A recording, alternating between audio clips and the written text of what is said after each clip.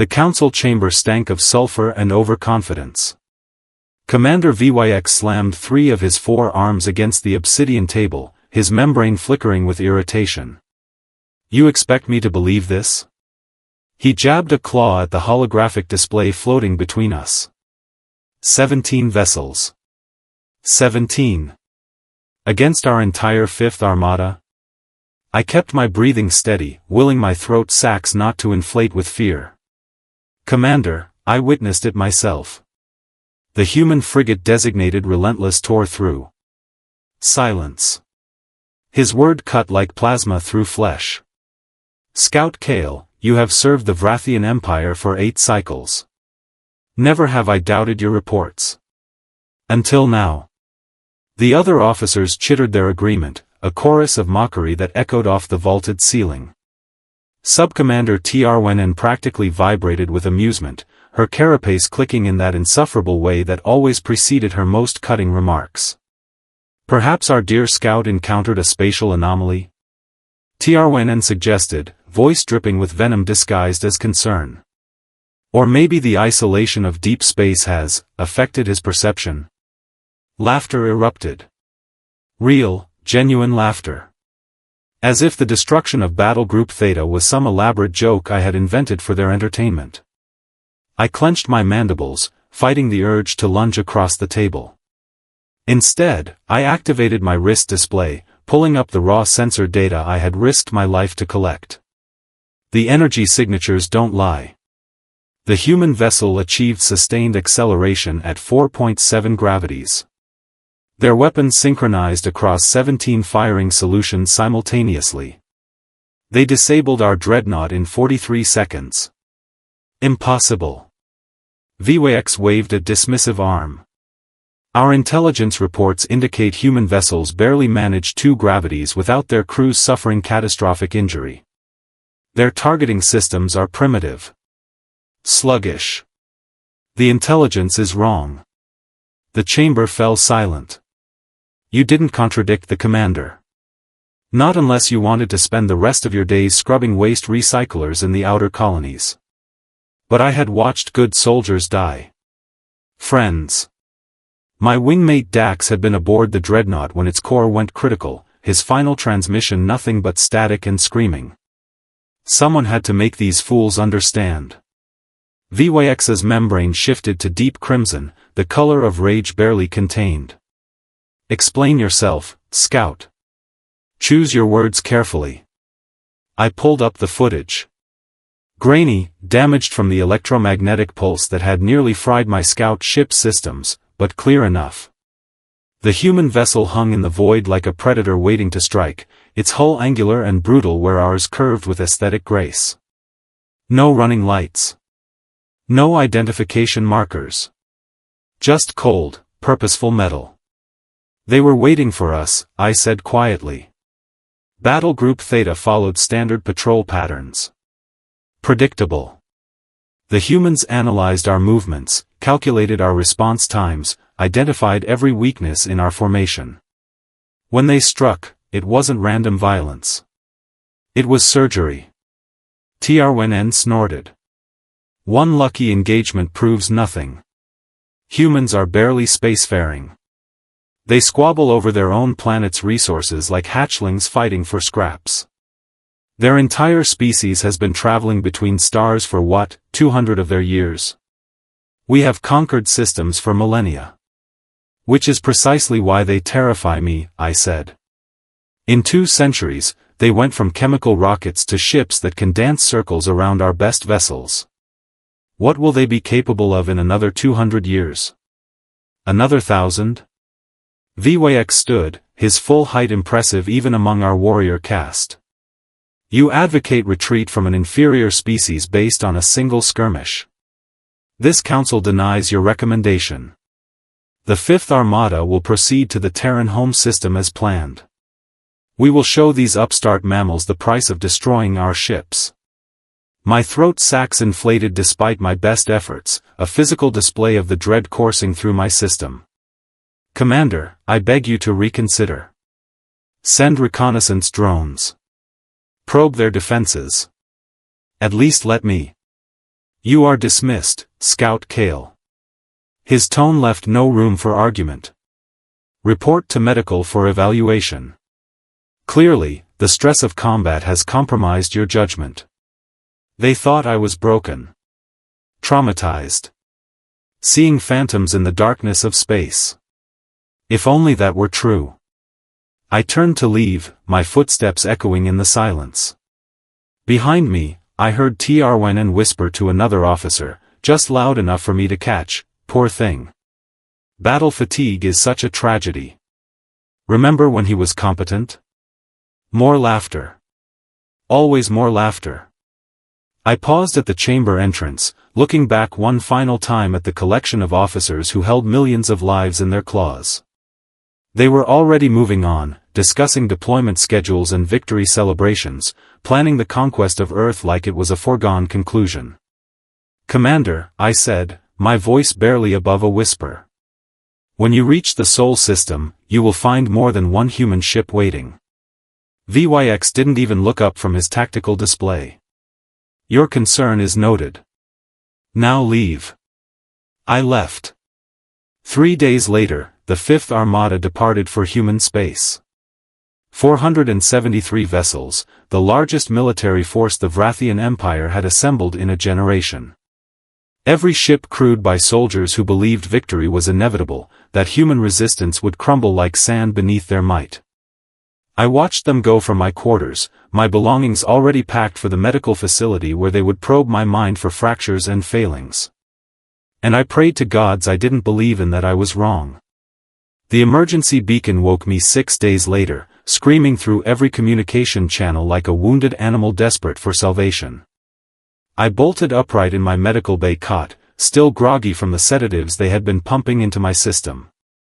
The attending physician, a small creature named Pym, rushed to silence the alarm, but I grabbed his wrist with enough force to make him squeak. "Don't," I hissed. "Let it play." The message crackled through, distorted by distance and damage. "This is Armada Command Ship Sovereign, requesting immediate, overwhelming force, humans everywhere, they knew, ambush." Static consumed the rest. Pym stared at me, his large eyes wider than I had ever seen them. "That cannot be real." The 5th Armada was supposed to achieve orbital superiority within hours of arrival. I was already pulling the monitoring cables from my body, ignoring the protests of the medical equipment. "Get me a secure line to High Command. Now. You are not authorized. Do it, or we are all dead." Something in my tone must have convinced him, because he scrambled to the communications terminal. Within moments, I was staring at the face of High Admiral Korn, his expression grave enough to sink a moon. "Scout Kael," he said without preamble. "You tried to warn us." "How bad?" I asked, though I already knew the answer would destroy me. "Catastrophic." He pulled up tactical displays, and my stomach dropped through the floor. Red icons, hundreds of them, marking destroyed Vrathian vessels. They were waiting in the asteroid belt. Hiding in planetary rings. Embedded in debris fields. The humans turned the entire solar system into a trap. I watched the replay footage in numb horror. Human ships emerged from concealment like ghosts materializing from nightmare, their weapons blazing before our sensors even registered their presence. The Sovereign, our flagship, lasted less than 3 minutes. Entire battle groups simply vanished under coordinated fire that seemed to come from every direction simultaneously. "Survivors?" I whispered. 47 ships out of 473, Korn said, his voice hollow. "Commander VYX is dead. Subcommander Terran is dead. Most of the senior staff is dead. The ones who laughed. The ones who mocked my warnings. Now they were particles floating in the void, indistinguishable from stardust. I should have felt vindicated. Instead, I just felt sick. "There is more," Korn continued. "The humans sent a transmission. For you specifically." "For me?" He nodded, forwarding the file. A human face appeared on my screen, female, with dark skin and eyes that held the weight of command. Her uniform was crisp, military, decorated with symbols I didn't recognize. "Scout Kael of the Vrathian Empire," she said in perfect Vrathian dialect. "I am Admiral Reina Okoro of the Terran Defense Fleet. We intercepted your initial report to your superiors. We watched as they dismissed your warnings. We knew they would come anyway, because arrogance is a universal constant among conquerors." She leaned forward, and I saw something in her expression that made my blood run cold. Not hatred.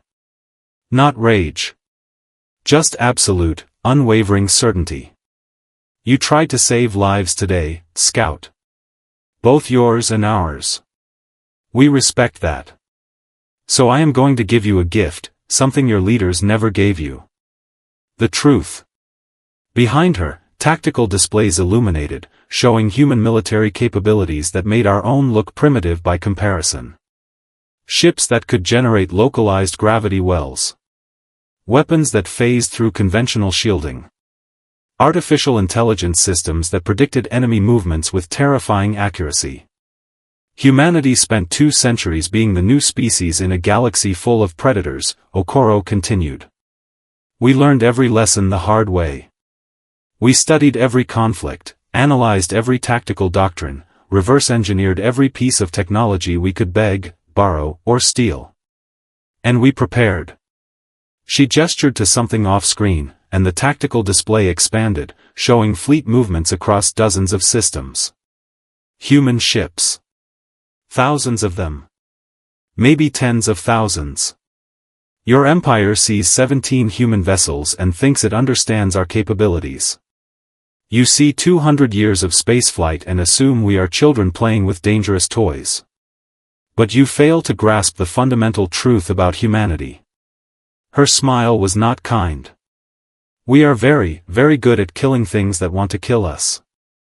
We have spent our entire evolutionary history perfecting the art. Every predator on our homeworld that saw us as prey is now extinct or domesticated. Every human tribe that sought to conquer its neighbors learned innovation through warfare. We are what happens when a social species combines cooperation with controlled violence. The display shifted again, showing Earth itself, a blue marble surrounded by defensive installations that made our border fortifications look like children's sandcastles. "Return to your high command, Scout Kael. Tell them this war is over before it began. Tell them that if they value their empire, they will withdraw from human space and never return. We have no desire for conquest. We want only to be left alone." She paused, and when she spoke again, her voice carried the weight of absolute conviction. "But if your people insist on continued aggression, we will not simply defend ourselves. We will end the Vrathian Empire so thoroughly that future species will study your extinction as a cautionary tale about the dangers of underestimating prey species." The transmission ended. I sat in silence, my mind's racing through calculations I didn't want to complete. High Admiral Korin watched me, waiting. "They could do it," I finally said. "Couldn't they?" Everything she claimed. "Our analysts believe so, yes." Korin's membrane had turned pale gray, the color of acceptance. "The question is whether the High Council will listen, or whether their pride will demand further bloodshed." I thought about Commander VYX, who had died believing humans were inferior. About Terran, who had mocked my fears. About the thousands of soldiers whose deaths had been entirely preventable. "I need to address the High Council directly," I said. "No intermediaries. No filtered reports. They need to hear this from someone who tried to warn them once and was right." Korin studied me for a long moment, then nodded. "I will arrange it.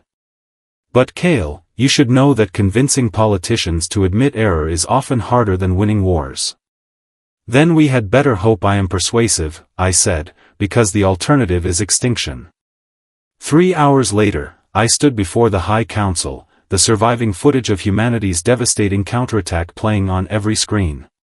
The counselors watched in silence, their earlier arrogance replaced by something I had never seen in Vrathian leadership before. Fear. And for once, nobody was laughing. Friends, if you are enjoying our videos and want to watch new and exciting sci-fi and HFY stories every day, then don't forget to subscribe to the channel. Also, make sure to turn on the bell icon so you never miss any of our latest uploads. Like the video and share it with your friends as well, so our community can continue to grow and bring you even more amazing content.